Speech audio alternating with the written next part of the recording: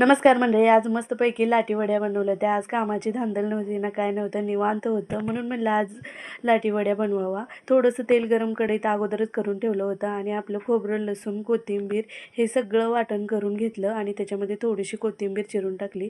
इकडं मी साईडला बेसन आणि थोडंसं कणिक घालून पीठ मळून ठेवलं होतं आणि नंतर मग त्याची अशी चपातीसारखा मोठ्या आकारात चपाती लाटून घेतली आणि त्याच्यामध्ये ते सगळं बनवलेलं सारण घालून घेतलं आणि त्याचे छोटे छोटे तुकडे करून घेतले आणि वाफवण्यासाठी ठेवले.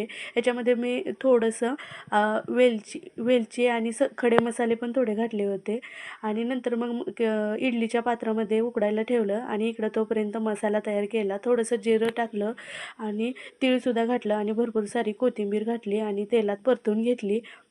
आणि माझं आज तूप पण बनवायचं होतं, सुट्टी होती त्यामुळं.